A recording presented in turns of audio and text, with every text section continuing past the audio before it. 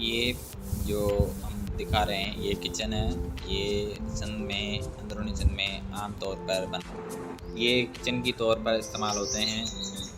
ये गोबर और मिट्टी को साथ मिला के ये बनाए जाते हैं। 2-3 महीने की मुश्किल जदोजहद के बाद ये बनाए जाते हैं।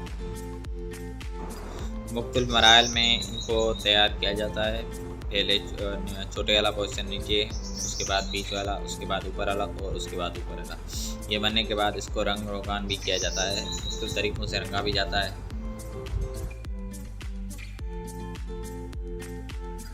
बनने के बाद साथ में ये छोटा सा चोला भी बनाया जाता है।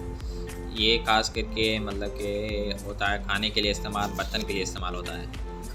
ये लोग यहाँ पे आराम से मतलब कि बर्तन रखते हैं। ये खुली हवा में बनता है, वो खुले माहौल में बनता है, ये बंद नहीं होता।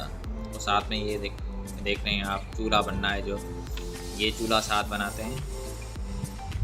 और ये रंग है, जो रंग मुख्तलिफ किस्मों के रंग यहाँ किए जाते हैं। ये चूल्हा है और ये बन गया है, बिल्कुल तैयार हो चुका है। ये देखें कितना खूबसूरत है।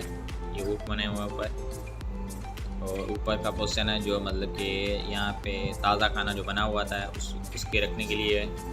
और उससे नीचे आ जाएंगे तो ये पोर्शन है मतलब कि साफ़ बर्तन है या कोई खाने की चीज़ है वो रखी जाएंगी। इससे नीचे ये ख़राब बर्तन है या दूसरे साफ़ बर्तन है कुछ, वो रखे जाएंगे। इससे नीचे वाला पोर्शन है वो दूसरे जो बर्तन है खाने बनाने के, वो रखे जाते हैं।